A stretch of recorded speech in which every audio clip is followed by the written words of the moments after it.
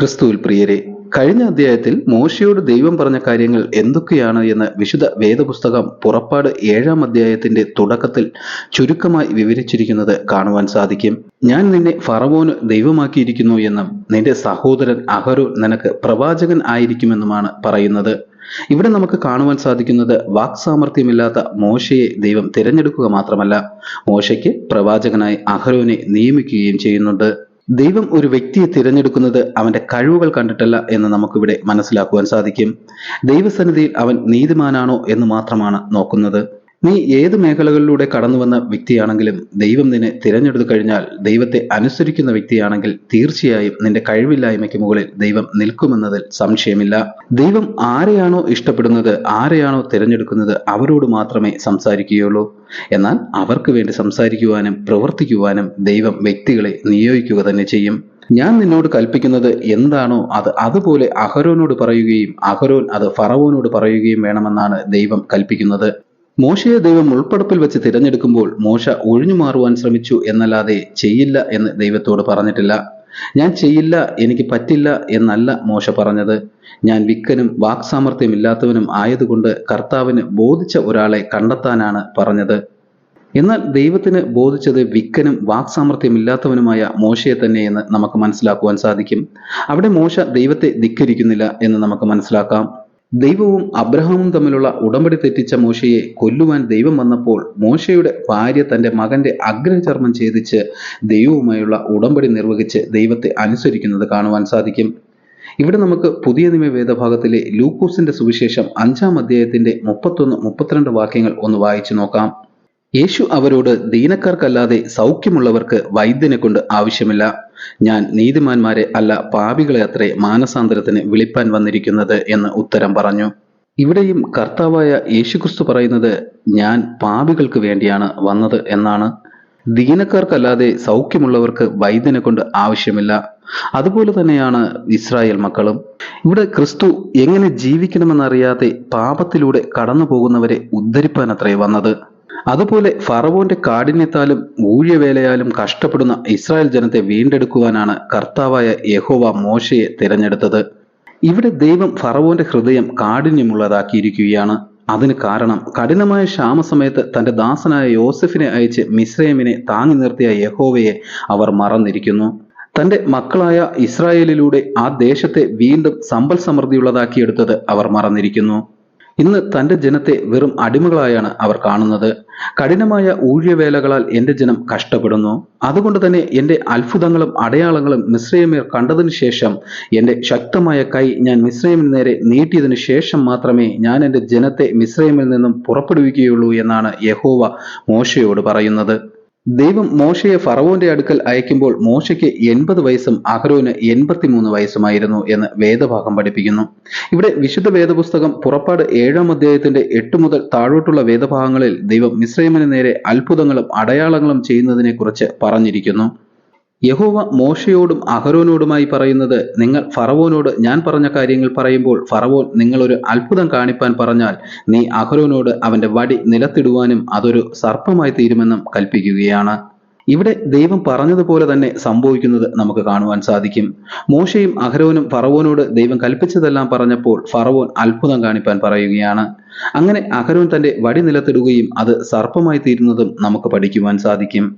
എന്നാൽ തന്റെ രാജ്യത്തെ മന്ത്രവാദികളും ഇതിലും വലിയ അത്ഭുതങ്ങൾ ചെയ്യുമെന്നറിയാമായിരുന്ന ഫറവോൻ തന്റെ രാജ്യത്തെ മന്ത്രവാദികളെ വിളിപ്പിക്കുകയും അവരും അവരുടെ മാന്ത്രിക വടികൾ നിലത്തിട്ടപ്പോൾ അവ സർപ്പമായി തീരുകയും ചെയ്യുന്നത് കാണുവാൻ സാധിക്കും. എന്നാൽ യഹോവയുടെ ശക്തി എന്തെന്നറിയാത്ത ഫറവോന്റെ മന്ത്രവാദികളുടെ സർപ്പമായി തീർന്ന വടികൾ അഹരോന്റെ സർപ്പമായി തീർന്ന വടികൾ വിഴുങ്ങിക്കളഞ്ഞു എന്ന് വേദഭാഗം നമ്മെ പഠിപ്പിക്കുന്നു. ഇവിടെ നാം മനസ്സിലാക്കേണ്ട കാര്യം, നമ്മൾ ദൈവത്തിന്റെ ജനമാണെങ്കിൽ തീർച്ചയായും നമുക്ക് നേരെ വരുന്ന എന്ത് വൈരികളെയും ദൈവം തകർത്ത് കളയും എന്നുള്ളത് തന്നെയാണ്. നമുക്ക് നേരെ വരുന്നത് എന്ത് ക്ഷുദ്രമാണെങ്കിലും എന്ത് മന്ത്രവാദമാണെങ്കിലും അത് ദൈവം തകർക്കുകയും നമ്മെ വീണ്ടെടുക്കുകയും ചെയ്യുമെന്ന കാര്യത്തിൽ സംശയമില്ല. വിശുദ്ധ വേദഭാഗം പുറപ്പാട് 7-ാം അധ്യായത്തിന്റെ 11-ാമത്തെ വാക്യത്തിൽ തന്നെ പറയുന്നുണ്ട്, ഫറവോൻ ദേശത്തിലെ വിദ്വാൻമാരെയും ശൂദ്രക്കാരെയും വിളിപ്പിച്ചു എന്ന്.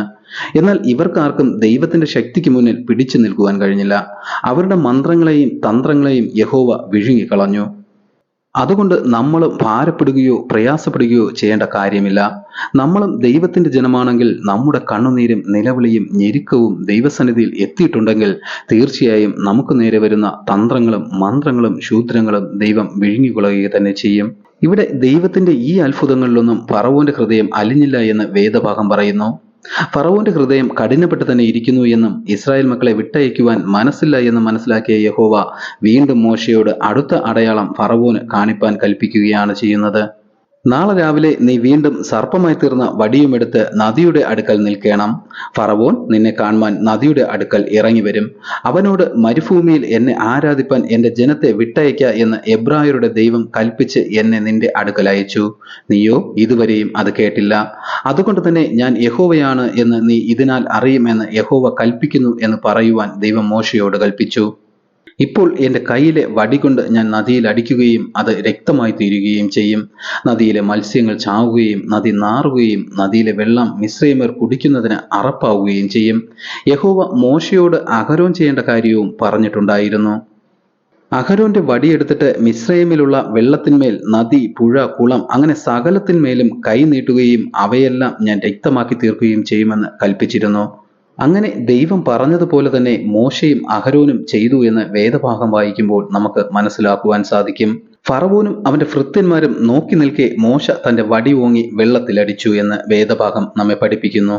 മോശ നദിയിലെ വെള്ളത്തിൽ അടിച്ചയുടനെ വെള്ളം രക്തമാവുകയും നദിയിലെ മീനുകൾ ചത്തുപൊങ്ങുകയും ചെയ്യുവാൻ തുടങ്ങി. ചത്ത മീനുകളെല്ലാം അഴുകി വെള്ളം നാറുവാൻ തുടങ്ങി. മിസ്രയീമ്യർക്ക് കുടിപ്പാൻ വെള്ളമില്ലാതായി. മിസ്രയീം ദേശത്തിലെ പുഴകളും കുളങ്ങളും എല്ലാം രക്തമായി മാറി എന്ന് വേദഭാഗം പഠിപ്പിക്കുന്നു. കുടിക്കുവാൻ വെള്ളമില്ലാതെ മിസ്രയീം ജനം പരക്കം പായുവാൻ തുടങ്ങി. അവർ പുഴയുടെ അരികിലെല്ലാം കുഴിച്ചു നോക്കി, നല്ല വെള്ളത്തിനായി. എന്നാൽ അതിലും രക്തമായിരുന്നു ലഭിച്ചത്. മിസ്രയീം ദേശം മുഴുവൻ നാറ്റവും രക്തവും കൊണ്ട് നിറഞ്ഞു. എന്നാൽ യഹോവയുടെ ഈ രണ്ട് അത്ഭുതങ്ങളും അടയാളങ്ങളും കണ്ടിട്ടൊന്നും ഫറവോന്റെ ഹൃദയം അലിഞ്ഞില്ല എന്ന് വേദഭാഗം നമ്മെ പഠിപ്പിക്കുന്നു. ഫറവോന്റെ ഹൃദയം വീണ്ടും കാഠിന്യപ്പെട്ടു തന്നെ ഇരുന്നു എന്ന് നമുക്ക് മനസ്സിലാക്കുവാൻ സാധിക്കും. തന്റെ ജനത്തെ വിട്ടയക്കുവാൻ ദൈവം ഫറവോന് ആദ്യം 2 ചെറിയ അടയാളങ്ങളാണ് കൊടുത്തിരിക്കുന്നത്. എന്നാൽ ദൈവത്തെ അറിയാത്ത തലമുറയായതുകൊണ്ട് തന്നെ ഫറവോൻ ദൈവത്തെ ധിക്കരിക്കുകയും ഇസ്രായേൽ ജനത്തെ വിട്ടയപ്പാൻ കൂട്ടാക്കുകയും ചെയ്യുന്നില്ല. മോശ ദൈവനാമത്തിൽ ചെയ്ത അത്ഭുതം കണ്ടിട്ടും അത് കാര്യമാക്കാതെ ഫറവോൻ തന്റെ അരമനയിലേക്ക് കയറി പോവുകയാണ് ഉണ്ടായത്. തന്റെ ജനമായ മിസ്രയീമ്യരുടെ കഷ്ടവും കണ്ണുനീരും പോലും കാണുവാൻ ഫറവോൻ തയ്യാറാവുന്നില്ല. മിസ്രയീം ജനം കുടിക്കുന്നതിന് പോലും നല്ല ജനം കിട്ടാതെ നിലവിളിക്കുന്നത് കണ്ടില്ലെന്ന് നടിക്കുകയാണ് ആ ഭരണാധികാരി ചെയ്യുന്നത്. തന്റെ വാശിയും വൈരാഗ്യവും ജയിക്കണമെന്ന ഉദ്ദേശം മാത്രമാണ് ഫറവോനുള്ളത്. ഒരുപക്ഷെ ഈ അത്ഭുതങ്ങളും അടയാളങ്ങളും കണ്ടില്ലെന്ന് നടിച്ചാൽ യഹോവ മതിയാക്കി പൊയ്ക്കൊള്ളുമെന്ന് ഫറവോൻ കരുതി കാണണം. എന്നാൽ ഫറവോൻ അറിയില്ല, ഫറവോന്റെ കഠിനമായ ഹൃദയം കാരണം നിരവധി അത്ഭുതങ്ങളിലൂടെയും തന്റെ നീട്ടിയ കരങ്ങളിലൂടെയും തന്റെ ജനത്തെ മിസ്രയീമിൽ നിന്നും യഹോവ വീണ്ടെടുക്കുവാൻ തീരുമാനിച്ചിരിക്കുന്ന കാര്യം. യഹോവ മിസ്രയീമിൽ ചെയ്യുവാനിരിക്കുന്ന അടുത്ത അത്ഭുതം നമുക്ക് അടുത്ത അധ്യായത്തിൽ പഠിക്കാം.